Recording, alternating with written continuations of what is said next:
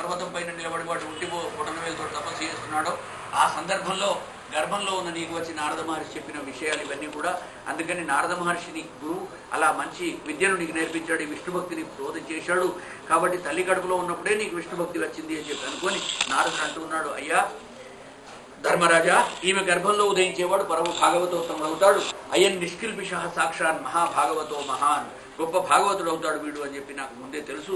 కాబట్టి అలాంటి వాడిని నేను తయారు చేశాను అనగానే ఇక ఈ పరమాత్మ యొక్క భక్తిని వీడలేక జన్మాద్యాహ షడిమే భావాహ దృష్టా దేహస్యనాత్మనః, ఇక పరమాత్మ ఏకైవ జీవస్తు ప్రతి శరీరం భిన్న, పరమాత్మ ఒక్కడేనయ్యా, ఆయననే మనం ధ్యానించాలి అంటూ వాడు రోజు వీళ్ళకందరికీ కూడా కథలు చెప్తూ వస్తున్నాడు. దాంతో విసిగిపోయినాడు వాడు. కుర్రవాడిని దగ్గరికి పిలిచి అతనితో మాట్లాడదామని చెప్పి దగ్గరికి పిలిచాడని చెప్పి చెప్తున్నాడు. పిలిచి ఏమని అడుగుతున్నాడు, ఎక్కడరా నీ దేవుడు, అంతటా దేవుడున్నానని చెప్పి చెప్తున్నావు కదా. స్వర్ణం యథా గ్రావసు హేమకారః, స్వర్ణకారుడు బంగారాన్ని ఎలాగైతే కలుషితంగా ఉన్న బంగారాన్ని స్వచ్ఛ బంగారాన్ని వేరు చేస్తాడో, యథా చతుర్భి కనకం పరీక్షతే, అవసరవాడి దగ్గరికి వెళ్ళినప్పుడు కంసాలి ఏం చేస్తాడు, బంగారాన్ని 4 పరీక్షలు చేస్తాడట. నిఘర్షణ, ఓ గీటు రాయి ఉంటుంది, దాని మీద గీకి చూస్తాడట, తెలుస్తుంది వాడికి అసలీనా నకిలీనా అని. అలాగే ఛేదన, 2 ముక్కలు చేస్తాడు, లోపల రాగి కడియ ఉన్నదా లోపల కూడా బంగారమే ఉన్నదా దాన్ని ఒకసారి ముక్కలు చేసి చూస్తాడు. 3వ పరీక్ష ఛేదన తాపన, దాన్ని అగ్నిలో వేసి కాలుస్తాడు. కాల్చినప్పుడు స్వచ్ఛ బంగారం వేరవుతుంది, కల్తీ అంతా కూడా కలుషం అంతా బయటకు వెళ్ళిపోతుంది. ఇక తర్వాత 4వది నిజమైన కంసాలికి శబ్దంతో కూడా బంగారం తెలుస్తుంది. తాడనైహి, సుత్తితోటి కొడుతూ ఉన్నప్పుడు ఇది అసలీ బంగారం అయితే ఒక చప్పుడు వస్తుంది, కంచు వేరే తీరుగా మోగుతుంది, కనకం వేరే తీరుగా మోగుతుంది. కనుక నిఘర్షణ ఛేదన తాప తాడనైహి, నిఘర్షణం అంటే గీకడం, ఛేదనం అంటే కొయ్యడం, తాపనం అంటే వేడి చేసి కరిగించడం, అలాగే తాడనం అంటే సుత్తితో కొట్టడం. ఈ 4 రకాల ఎలాగైతే పరీక్షిస్తాడో భగవంతుడు కూడా అలాంటి పరీక్షలు మనకు అన్ని పెడతాడయ్యా. ఎన్ని పరీక్షలు పెట్టినా సరే వాటిని మనం తట్టుకుంటూ ముందుకు వెళ్ళాలని చెప్పి చెప్తున్నాడు. పరమాత్మ ఏకయేవ అని చెప్పి చెప్తున్నాడు. ఇదంతా కూడా విన్నటువంటి ఆ హిరణ్యకశిపునికి మహాకోపం వస్తోంది. వీడిని ఏమి చేయాలి, నవిలి మింగాన్నా నవలక మింగాన్నా అని చెప్పి కోపం వస్తున్నది. కానీ కొట్టినా కానీ వాడు తస్తలేడు. వీడి దగ్గర ఉన్న అస్త్రాలు ఏవీ పనిచేస్తలేవు. ఏనుగులతో దొక్కించాడు, పర్వతాల నుంచి తోయించాడు, నీళ్లలో దొక్కించాడు, చలిలో కూర్చోబెట్టాడు, మనసు కరిగించాడు. ఎన్ని చేసినా సరే ఆ బయటకు వస్తున్నాడు. చివరికి చెల్లెలేనటువంటి ఆ సిమిక ఒళ్ళో కూర్చోబెట్టి, హోళిక ఒళ్ళో కూర్చోబెట్టి చంపుదామని పోతే కూడా అగ్ని ఆమెను కాల్చలేదు. అలాంటి దాన్ని కూర్చోబెడితే విష్ణు ప్రభావంతుడు ఈయన మాత్రం బయటకు వచ్చాడు. ఆ తల్లి హోళిక కాలిపెట్టి చచ్చిపోయింది అని చెప్పి చెబుతారు. ఇది భాగవతంలోని మాట కాదు, నృసింహ భగవానుడి యొక్క ప్రాదుర్భావాన్ని చెప్తున్నాడు. ఓం నమో భగవతే వాసుదేవాయ, ఓం నమో భగవతే వాసుదేవాయ, ఓం నమో భగవతే వాసుదేవాయ, ఓం నమో భగవతే వాసుదేవాయ. క్రోధావేశంతో ఊగిపోతున్నాడు హిరణ్యకశిపుడు. ఒక మంచి చందన వృక్షాల వనంలో ఒక ముళ్ళ కంటక వృక్షం, తుమ్మ చెట్టు వేరే వీడు మొలిచాడని చెప్పి వాడు అనుకుంటూ ఉన్నాడు. నిజంగా అదొక తుమ్మల వనంలో ఒక చందన వృక్షం, తులసి వృక్షం మొలిచాడని చెప్పి భగవంతుడి యొక్క భక్తితో చెప్తూ ఉన్నాడు. ఇక హిరణ్యకశిపుడు షండామార్కుల వారిని అందరినీ కూడా ఒకసారి మళ్ళీ రమ్మని చెప్పి పిలిచాడట. పిలిచి ఇక చివరిసారిగా వాడిని అడుగుతాను, మారుతాడా లేదా, ఒరే నీకు ఇవన్నీ ఎవరు చెప్తున్నారు? కాబట్టి ఆ ప్రహ్లాదుని దగ్గరికి పిలిచి అప్రియంగా, అవిధేయంగా, సహింపరాని వాడుగా చూస్తూనే, అంటే వాడిని ముట్టుకోవడానికి కూడా ఇష్టపడటం లేదు. ఎందుకంటే తల్లిదండ్రులు ఇలాంటి కొడుకుని ఇష్టపడతారు, తనను ప్రేమించే వాళ్ళని ఇష్టపడతారు. క్షిప్త్వా పరుషయా వాచ ప్రహ్లాదం అతదర్హణం. కాబట్టి ఆ తండ్రి మౌనంగా నిలబడి ఉన్న కొడుకుని దగ్గరికి పిలిచి, ఏమిరా ఏందా చూపులు, ఎవరనుకుంటున్నావు, భగవంతుడు అంటే ఎవరు, నీ తండ్రి కాదా? ఈ ముల్లోకాలు కూడా నా పేరు చెప్తే కంపిస్తాయి. నువ్వు ఇక్కడ ఎవరినన్నా వెళ్ళి భూలోకంలో అడుగు, మీకు రాజు ఎవరు అంటే హిరణ్యకశిపుడు అంటారు, దేవుడు ఎవరంటే హిరణ్యకశిపుడు అంటారు, పూజనీయుడు ఎవరు, రోజు పూజ ఎవరికి చేయాలంటే హిరణ్యకశిపుడికి చేయాలని చెప్పి చెప్తారు. కానీ నువ్వు ఒక్కడే మాత్రం ఊరంతా ఊరి ముఖం అయితే నువ్వో ఇంకనో ముఖంతో వెళ్ళిపోతున్నావు, ఇది చాలా తప్పు, ఇలా రా అని చెప్పి దగ్గరికి పిలిచి, ఎక్కడనో క్రుద్ధస్య యస్య కంపంతే త్రయోలోకాః సహేశ్వరాః, దేవతలు లోకాలన్నీ కూడా ఎవరి పేరు చెప్తే కంపించిపోతాయో, వణికిపోతాయో, అలాంటి హిరణ్యకశిపుడితో నువ్వు మాట్లాడుతున్నావు అనేది మర్చిపోకు. మదన్యో జగదీశ్వర, హే మందభాగ్య, ఒరే దురదృష్టవంతుడా, మదన్య జగదీశ్వర నాస్తి అంటున్నాడు. మదన్యో జగదీశ్వర క్వాసౌ యది సర్వత్ర కస్మాత్ స్తంభే నదృశ్యతే. ఎక్కడ ఉన్నాడు రా, అంతటా ఉన్నాడు అంటున్నావు అని చెప్పినప్పుడు మనకు పోతన్న గారు మంచి పద్యాలు కూడా చెప్తాడు. ఇందుగలడు అందులేడని సందేహము వలదు, చక్రి సర్వోపగతుండెందెందు వెతికి చూచిన అందందే గలడు దానవాగ్రణి. వింటే ఒరే డింబక, సర్వస్థలమున అంబోరుహ నేత్రుడంచు మిగుల డంబంబున పలికెదవు, ఈ స్తంభమున చూపగలవే చక్రిన్ గిక్రిన్ అంటాడు. ఎందుకంటే ఆయన చక్రి అన్నాడు కదా పిల్లవాడు, ఇందుగలడు అందులేడని సందేహము వలదు, చక్రి సర్వోపగతుండు ఎందెందు వెతికి చూచిన, సర్వోపగతుండు ఎక్కడ చూస్తే అక్కడికి వెళ్ళిపోయి ఆయన అందులో నివసిస్తాడు. అలాంటి విష్ణుమూర్తి ఎందెందు వెదకి చూచిన అందందే గలడు దానవాగ్రణి, ఓ రాక్షస శ్రేష్ఠ నువ్వు వింటే గనక ఇది విను, ఇది నిజం అని చెప్పగానే వాడికి మహాకోపం వచ్చి చెప్తూ ఉన్నాడు, డింబక సర్వస్థలమున అంబోరుహ నేత్రుడు, ఆ కమలపత్రాక్షుడు విష్ణుమూర్తి ఉన్నాడని చెప్పి నా ముందర మిగుల సంరంభంపున పలికెదవే, ఎంతో ఆశ్చర్యంతో భగవంతుని స్మరణ చేస్తూ పలుకుతున్నావే, ఈ స్తంభమున చూపగలవే నీ చక్రిని గిక్రిని అంటున్నాడు. ఆ చక్రిని గిక్రిగాడిని అంటే మనం వెక్కిరిస్తున్నప్పుడు అంటాం, ఇప్పుడు చూసావా వాడు వీడు అని అనుకుంటే ఎలా మాట్లాడతామో ఆ విధంగా భగవంతుడిని వెక్కిరింతలతోటి అడుగుతూ ఆ చక్రిగాడిని గిక్రిగాడిని ఇక్కడ చూపించు, ఈ స్తంభంలో నీకు వీలుంటే, నీకు గనుక ఒకవేళ ధైర్యం ఉంటే అని చెప్పి అడగడం. సైశ్వర కాల ఉక్రమో అసౌ, అతను ఉరుక్రముడు, ముల్లోకాలలో 3 కాళ్లను పెట్టి నింపినవాడు, వామనుణ్ణి రసాతలానికి పంపించినటువంటి మహానుభావుడు, ఎక్కడంటే అక్కడ ఉంటాడు తండ్రి అని వాడు చెప్తూ ఉంటే, ఎక్కడ లేడయ్యా ఈ ఉంటే కనుక ఈ స్తంభంలో చూపించు అని. ఎందుకంటే వాడికి తెలుసు అదైతే వాడి చేతినే నిర్మించబడ్డ భవనం కనుక విశ్వకర్మతో నిర్మింపజేశాడు కనుక అది కట్టినప్పుడు అందులో పోయి విష్ణుమూర్తిని పెట్టి వాడే కుట్టలేదు. కాబట్టి ఆ స్తంభం ముందు నుంచి స్థాయిగా స్థాణువుగా నిలబడి ఉన్న స్తంభం కనుక ఇందులో భగవంతుడు ఎలాగూ ఉండడు అనేటువంటి ఒక గుండె ధైర్యంతో వాడు అలా అడగడం. ఖడ్గం ప్రగృహ్యోత్పతితో వరాసనాత్, వరాసనం అంటే తన సింహాసనం, శ్రేష్టమైన సింహాసనంలోంచి ఖడ్గం ప్రగృహ్య ఒక్కసారి తల్వార్ తీశాట. ఈ ఖడ్గాన్ని తీసుకొని స్తంభం తతాడాతి బలస్వముష్టినా, ఒక్కసారి పిడికిలి బిగించాడు. ఆ చేతిలో తల్వార్ అలాగే ఉన్నది. దాంతో బట్టి గట్టిగా ఆ స్తంభాన్ని ఒక్క గుద్దు మోదుయాట. తదేవ తస్మిన్నినదో అతిభీషణ, అతిభీషణమైనటువంటి ఒక శబ్దం చట రావాలు వచ్చినాయి. ఓం నమో భగవతే వాసుదేవాయ, ఓం నమో భగవతే వాసుదేవాయ. సభామండప స్తంభంపు వేసిన వేటుతోడన దశ దిశలను మినుగురులు సెదర చెటిలి పెటిలి పడి బంభజ్యమానం భగు. ఆ మహాస్తంభంబు వలన ప్రళయవేళ సంభూత సప్తస్కంద బంధుర సమీరణ సంఘటిత జోభుష్యమాణ మహాబలాహక వర్గ నిర్గత నిబిడ నిష్ఠుర దుస్సహ నిర్ఘాత సంఘ నిర్ఘోష నికాశంబులైన ఛట ఛట స్ఫట స్ఫట ధ్వని ప్రముఖులైనటువంటి శబ్దాలతోటి భగవంతుడు ఒక్కసారి భళ్ళున ఆవిర్భవించాడు. భయంకరారావ పుంజంబులు జంజన్యమానంబులై ఎగసి ఆకాశ కుహరాంతరాకాశంబు నిరవకాశంబు చేసి నిండింపగన్. ఆకాశమంతా కూడా కుహరాకాశం, ఎక్కడ కూడా స్థలం లేకుండా భగవంతుడు నిండిపోయినాడు, అక్కడ ఆవిర్భవించాట. ఓం నమో భగవతే వాసుదేవాయ, ఓం నమో భగవతే వాసుదేవాయ. అదే సమయంలో భగవంతుడు తన భక్తుడైనటువంటి ఆ ప్రహ్లాద కుమారుడి దగ్గరికి తీసుకున్నాడు. ఆహా నా కుమారుడు నన్ను పిలిచాడని చెప్పేసి భయంకరమైన రూపంతో వచ్చాడు. ఎందుకు వచ్చాడంటే శత్రువు చేతిలో ఖడ్గం ఉన్నది కాబట్టి, శత్రువు ఖడ్గంతో ఉన్నప్పుడు ఈయన వట్టి చేతులతో పోతే ఎలా ఉంటది, కానీ ఆయన నఖాయుధుడు, ఆయన గోళ్లే ఆయుధాలుగా కలిగిన వాడు కాబట్టి ఆ రాక్షస సంహారం ఎలా జరగాలనో చక్కగా తెలిసిన వాడు కనుక అది నైవేద్యంగా అవి 2 పెట్టండి, ఇక్కడ పెట్టిద్దాం ఒక్క నిమిషం. ఈ విధంగా పప్పు అంత తీసుకురండి. సత్యం విధాతుం నిజభృత్య భాషితం అంటున్నాడు. నిజభృత్యుడు అంటే తన సేవకుడైనటువంటి ప్రహ్లాదుడు. వాడు మాట్లాడిన మాటను సత్యం విధాతుం, దాన్ని నిజం చేయడం కోసం భగవంతుడు చోరుకుంటున్నాడు. కాబట్టి అలాంటి భగవంతుడిని మనమందరం కూడా మనస్ఫూర్తిగా నమస్కరిద్దాం. ఓం నమో భగవతే వాసుదేవాయ. మీరు నైవేద్యం పెట్టండి.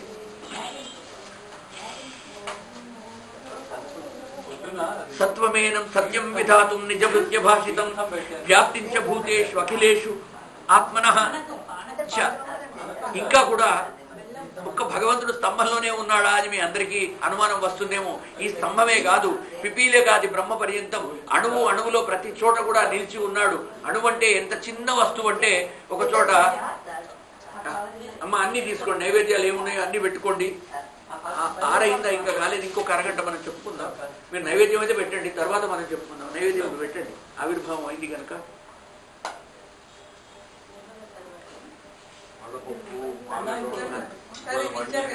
ఎక్కడో ఒక చోట అది పెట్టారా అమ్మ? మండలం చేసావా ఒకదాని కింద? ఏదో ఒకదాని కింద వేసి అన్ని తగిలించి పెట్టు. ఓం మహి జ్యో పృథ్వీచన హిమృతాన్నో భరీమహి పృథ్వీ దేవతా పృథ్వీ దేవి నమః. ఇవన్నీ భక్తులు తెచ్చారు కానీ అన్ని పెట్టి ఇచ్చేసాను. ఇవాళ ఇచ్చేద్దాం. ఏదండి అన్నం అదే అదే అన్ని నైవేద్యాలు ఇప్పుడు పెట్టేసి ఆవిర్భావం అయింది కదా నా స్వామివారికి మనం భోజనం పెట్టేసి తర్వాత ముందుకు పెడతాం. అవి కూడా పెడితే పెట్టండి. ఎవరైనా తెచ్చారేమో భక్తులకి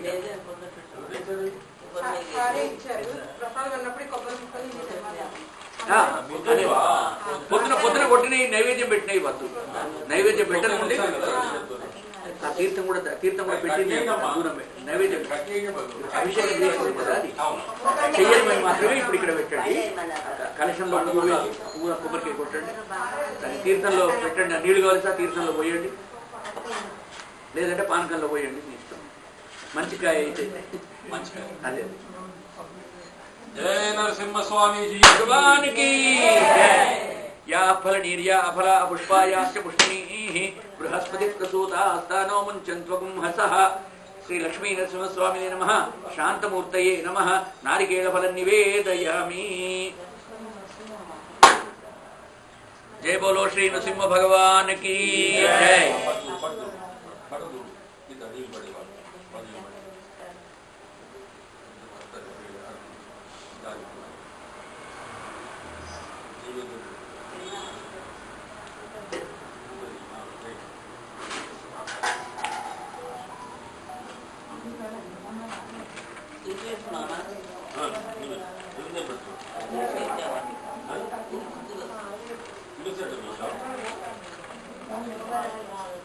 ప్రసాదం ఒక వేసేసి అయితే నైవేద్యం తీసుకుని ఓం బోర్డు ఓం రతంత్వా సంధ్యేన పరిశించామి. ఆవారిత సర్వేభ్యో శ్రీ రాధా రుక్మిణీ సత్యభామా సమేత శ్రీకృష్ణ పరమాత్మనే నమః. శ్రీ గణేశాది సర్వేభ్యో మంటపావారిత దేవేభ్యో నమః. మహానైవేద్య నివేదయామి. ఓం ప్రాణాయ స్వాహం, ఉపానాయ స్వాహం, వ్యానాయ స్వాహం, ఉదానాయ స్వాహం, సుమనాయ స్వాహం. మధ్య పానీయం సమర్పయామి. నీళ్ళు కింద వదిలిపెట్టండి. అమృతాభిధానమసీత్యుత్తరాపోషణం సమర్పయామి. హస్తౌ ప్రక్షాళయామి, ముఖం ప్రక్షాళయామి. పూజీఫల తాంబూలం సమర్పయామి. సర్వోపచారార్థే నమస్కారాన్ సమర్పయామి. జయ బోలో లక్ష్మీ నరసింహ భగవానికి జై.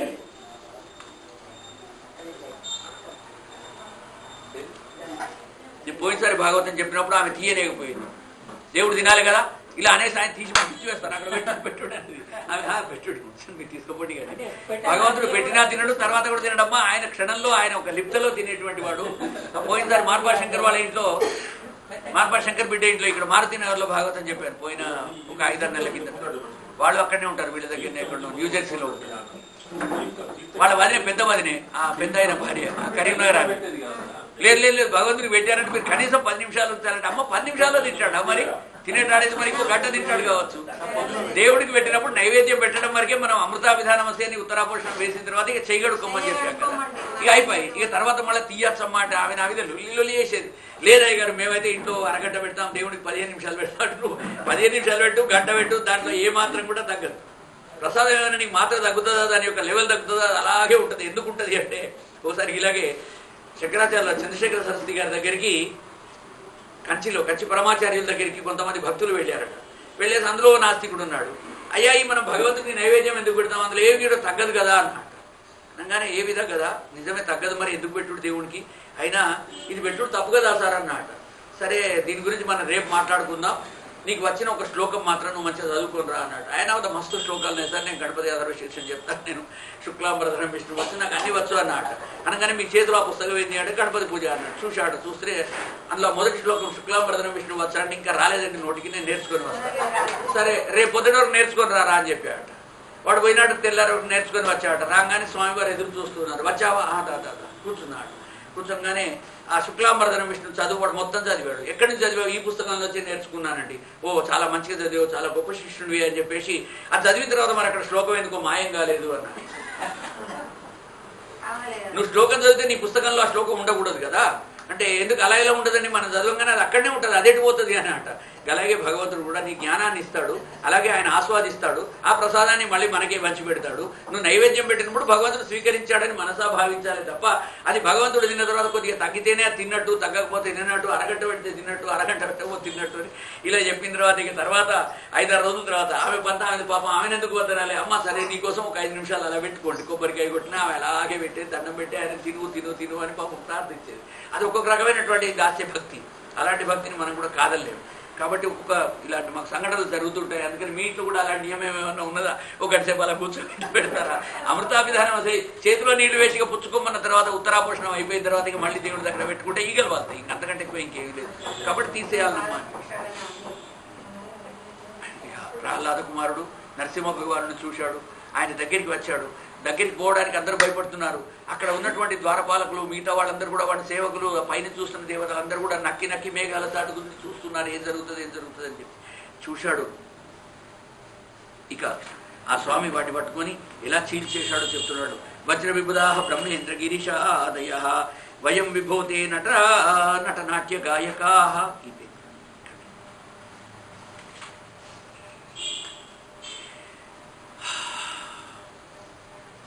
ఆ దైత్యశ్రేష్ఠుడైనటువంటి హిరణ్యకశిపుడు గదం తీసుకొని కొట్టంగానే అందులోంచి విష్ణుమూర్తి నృసింహావతారంలో బయటకు వచ్చేసి వాడిని ఒక్కసారి దొరకబట్టేసి చూశాడు.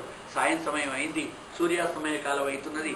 ఈ సమయంలోనే మనం చెయ్యాలి. అందుకనే నేను ఇవాళ పొద్దున కొంచెం కాలక్షేపం చేసి ఇవాళ సాయంత్రం మనం పొద్దు వంగాలంటే అని చెప్పింది. అందుకే మీరు తెచ్చిపెట్టుండి. ఒకవేళ బుద్ధి క్షీణతతోటి ఒకవేళ భగవంతుడు ముందే ఏం చేయాలంటే మధ్యాహ్నం కూడా కావచ్చు, తెచ్చైతే పెట్టండి అని దానికి. కాబట్టి భగవంతుడు ఆయన మీ అందున్నాడు కాబట్టి చెప్పించాడు. అలాగా సాయంత్రం చేయించాడు. ఆ సాయంకాల సమయం రాత్రి కాదు, పగలు కాదు, ఇంట్లో కాదు, బయట కాదు, గడప మీద కూర్చోబెట్టేసి ఆయనను దొరకబట్టి. అందుకని మన వాళ్ళు గడప మీద కూర్చోకుండి అంటారు. రాక్షస సంహారం చేసేటువంటి స్థలం గడపను లక్ష్మీదేవిగా మనం కొలుస్తాం.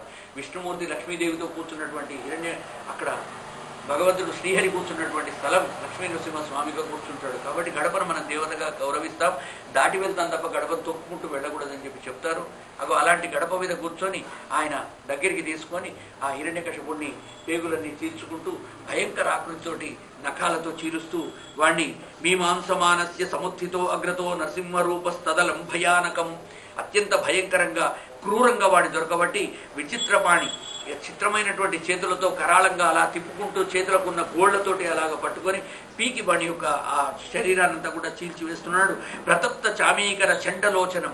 భగవంతుని యొక్క కళ్ళు చూస్తే కూడా చండలోచనం ఒక పెద్ద పెద్ద చింతని పుల్లగా సింహం కళ్ళు ఎలా ఉంటాయంటే చూడంగానే భయంకరం వేస్తుంది. అలాగా మొత్తం కళ్ళను పూర్తిగా విస్ఫారంగా తెరుచుకొని అలా బట్టి చీలుస్తూ ఉన్నాడు. ఆ భగవంతుని యొక్క కరాళ ద్రష్టం కరవాళ చంచర క్షురాంత జిక్వం భృకుటీ ముఖోద్బలం. ఆయన చూస్తూ ఉంటే ఎలా ఉన్నాడంటే ఖడ్గం వంటి నాలుక. ఆ నాలుక ఒక తల్వార్ బయటకు వచ్చినట్టుగా అలా బయటకు వచ్చింది. ఆ లక్ష్మీనరసింహస్వామిది చాచి తిప్పుతూ ఉన్నాడు. ఇక ముడిచినటువంటి కనుబొమ్మలు కూడా ఇలా ముడిచి వేశాడు. దగ్గరికి తీసుకువచ్చాడు. ఇంకా దారుణంగా ఉన్నాయి. చెవులు నిశ్చలంగా అలాగా నిక్కపొడుచుకొని ఉన్నాయట. 2 చెవులు కూడా అయినవి. అలా ఉన్న పక్షంలో స్తబ్దోర్ధ్వకర్ణం గిరికందరాద్భుత వ్యత్యాస సన్యాసం హనుభేద భీషణం. భీషణమైనటువంటి గుహల వంటి నాసాపుటాలు 2 కూడా ముక్కులు చూస్తే అవి ఒక పెద్ద గిరికంధరాల్లాగా సింహం పోయే గుహల్లాగా ఉన్నాయి. అలాంటి ముక్కుతోటి, అలాంటి కళ్ళతో, అలాంటి పళ్లతో, అలాంటి గోళ్లతో, అలాంటి చెవులతో భయంకరంగా కనిపించేటువంటి స్వామివారు తన గోళ్లనే ఆయుధంగా చేసుకొని దురాసతం సర్వ నిజేతరాయుధ ప్రవేక విద్రావిత దైత్యదానవం. ఆ దైత్యదానవుణ్ణి ఎలాంటి ఆయుధంతో చంపకూడదు కనుక తన నఖాలని తన యొక్క చేతి గోళ్లనే ఆయుధాలుగా మలుచుకొని దాంతో చీలుస్తున్నట. ఏవం బ్రువంస్త్వం అపదద్గద ఆయుధ నద నృసింహం ప్రతి దైత్యకుంజర. ఈ పన్నాగాలు అన్నేమి చేస్తాయని చెప్పి తరికించుకుంటూ ఉన్నారు. అందరు కూడా భక్తులు అక్కడికి వచ్చారు. చూసేసి భగవంతుడి ఇలా చీల్చి చంపుతున్నాడు, భయంకరంగా చీల్చి చంపుతున్నాడని ఆ తల్లి కూడా కయాదు దూరంగా నిల్చున్నది.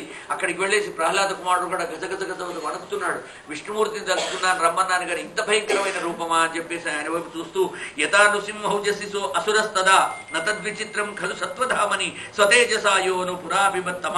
కాబట్టి నృసింహుని తేజస్సులో అక్కడ ఉన్నటువంటి చీకటి, సాయంకాలం చీకటి అవుతున్నది. ఆ తమస్సు అంతా కూడా గ్రస్యమానమైపోయింది. భగవంతుని యొక్క వెలుగులో మొత్తం వెలుగుతూ ఉన్నది. సహస్ర కిరణాలతోటి ఒక్కసారి విష్ణుమూర్తి అలాగా నృసింహస్వామి రూపంలో ప్రకాశిస్తూ ఉన్నాడు. అక్కడ ఉన్న చీకటి అంతా కూడా మాయమైపోయింది. మహత్తేజశాలిగా, మహాశక్తి సంపన్నుడుగా స్వతేజసాయో అనుపురాభిమత్తమ తతోభిపద్యాభ్యహనన్ మహా అసుర ఋషా నృసింహం గదయోరువేగయ. కాబట్టి ఇంకా అప్పటికి కూడా చచ్చిపోతూ కూడా గదతో ఏమైనా చేద్దామని చెప్పి వాడు ప్రయత్నిస్తున్నాడు. భగవంతుడు వానికి ఒక్క అవకాశం కూడా ఇవ్వకుండా ఆ తమోగుణ ప్రధానమైనటువంటి అంధకారాన్ని తాగివేసి ఆ దైత్యుడు కుందువై స్వామిని ఎదిరిస్తూ ఉంటే ఆ ఎదిరించే వాడిని కూడా పట్టుకొని గరుత్మంతుడు పామును ఎలాగైతే చీల్చి తింటాడో, గరుత్మంతుడు పామును చీల్చి తిన్నట్టుగా అది చెట్టు మీద కూర్చోబెట్టుకొని తింటది. గద్ద తిని పావును తినే పద్ధతి చాలా చిత్రంగా ఉంటుంది. మనకు భారతంలో చెప్తూ ఉంటాడు. గ్రద్దలు కూడా దాని యొక్క ఆహారాన్ని వేటాడినప్పుడు పైనుంచి చూస్తాయట. గద్ద చూపు అంటారు, డేగ చూపు, గద్ద చూపు, చాలా పైనుంచి కనిపిస్తుంది దానికి. అక్కడి నుంచి వచ్చి కింద ఉన్న పామును తోకతో పట్టుకొని పైకి తీసుకుపోతుంది. పైకి తీసుకుపోతున్నప్పుడు దాని యొక్క పనిని పైకి లేపి దాన్ని కాటు వేయడానికి పాము శతవిధాలా ప్రయత్నిస్తూ ఉంటుంది. అది కాటు వేయడానికి పైకి లేచినప్పుడల్లా అంతకంటే వేగంగా ఇది కొంచెం రెక్కలతో పైకి వెళ్ళిపోతూ ఉంటుంది. అంటే అది కాటు వేసినప్పుడు దానికి దాకకుండా పైకి తప్పించుకుంటూ దాన్ని పట్టుకొని పైకి ఎగిరి పైకి తీసుకుపోయి సుమారు 1-2 ఫర్లాంగుల పైనుంచి దాన్ని అలాగా కిందికి విడిచిపెడుతుంది. ఆ జారి కింద పడ్డప్పుడు కింద పడంగానే దాని లోపల ఉన్న ఎముకలన్నీ కూడా చూరా అయిపోయి చిన్న భిన్నం అయిపోతాయి. అది పడ లేపడానికి మెడలన్నీ విరిగిపోతాయి. మెడలు విరిగినాడు అంటారు కదా మన దగ్గర. కాబట్టి మెడలు లేపలేకుండా ఎలాంటి ఆయుధాలు లేకుండా నడుము విరిగిన పాము అంటారు మనాడు. ఆ నడుము విరిగిపోతుంది అది కింద పడ్డప్పుడు. పాము కదలలేని స్థితిలో ఉంటుంది. అలా ఉన్నప్పుడు రెండోసారి అంతే వేగంతో కిందికి వచ్చి ఇంకో జంతువు దాన్ని పట్టుకోక ముందే అదే గద్ద వచ్చి దాన్ని మళ్ళీ తోకతోటి పట్టుకొని పైకి తీసుకువెళ్ళి ఇక దాని అటాకింగ్ పవర్ తగ్గిపోతుంది. చెట్టు మీద కూర్చోబెట్టుకొని దాన్ని చీల్చుకొని తినేస్తుంది. ఒకసారి మా భాగ్య భర్త చెప్తున్నాడు, బస్సు మీద వస్తుంటే పెద్దపల్లి దగ్గర ఒక రైల్వే గేటు పడేది. అందరు ఆగేవాళ్ళు మన చిన్నప్పుడు. ఆ రైలు పోయిందాక ఆగవలసి వచ్చేది. అక్కడ ఆగినప్పుడు స్కూటర్ అయిన పాపం వచ్చి సైకిల్ అయినా స్కూటర్ అయినా ఉంటే ఇది జరిగిందట నిజంగా. ఓ గద్ద పైకి పావును తీసుకుపోయింది, అది విడిచిపెట్టింది. అది కిందికి వచ్చేటప్పుడు వీడు ఈ స్కూటర్ నడిపేటానికి చేతి మీద పడి కాటు వేసింది. వాడు అక్కడనే ప్రాణం పోయింది. మళ్ళీ గద్ద కిందికి వచ్చింది, ఆ పావును ఎత్తుకొని వెళ్ళిపోయింది. ఎవరైనా వచ్చి చూద్దామంటే కూడా ఏం జరిగిందో తెలియదు. పక్కన ఉన్న వాళ్ళకు కూడా వీడు ఎలా కింద పడ్డాడు ఏమైంది అంటే ఆ పక్కన ఉన్న ఆయన చెప్తున్నాట, ఓ పాము ఈయన మీద పడ్డది, కాటు వేసింది, ఇంట్లో గద్ద వచ్చింది, అది ఎత్తుకొని పోయింది. లిప్త కాలంలో భగవంతుని యొక్క కృప ఉంటే కరోనా వచ్చినా సరే మరోనా వచ్చినా సరే దేని మనం చావండి. బతికి ఉన్నామంటేనే కరోనా మహమ్మారి మనం ఏమి చేయలేదు. భగవంతుని యొక్క కృప, అసీమ కృప మనందరిపైన ఉన్నది. లేని వాళ్ళు మనం చచ్చిపోయినట్టే వాళ్ళందరినీ భగవంతుని ధామానికి తీసుకుపోయినాడు ఆ దేవుడు, అది వేరే విషయం. కానీ కరోనా లాంటిది కూడా ఏమీ చేయలేదు అంటే భగవంతుని కృప మీ పైన ఉన్నట్లే అని మనం అంతా కూడా భావించాలని చెప్తూ ఉన్నాడు. ఆయన కృప ఉంటే బ్రతుకుతారు. అరక్షితం తిష్టతి దైవ రక్షితం, సురక్షితం దైవాంతం వినశ్యతి, జీవతి అనాథోపి వనే విసర్జిత, కృత ప్రయత్నోపి గృహేపి నశ్యతి. కాబట్టి ప్రయత్నం చేయకుండా కూడా, ఏ ప్రయత్నం చేయకుండా బతికిన వాళ్ళు ఎంతమంది ఉన్నారు. ఎన్ని ప్రయత్నాలు చేసినా బతికించుకోలేని వాళ్ళు కూడా ఉంటారు. కాబట్టి భగవత్ కృపను మనం ఒక్కటే నమ్ముకోవాలి. శ్రీనాథ నారాయణ వాసుదేవ శ్రీకృష్ణ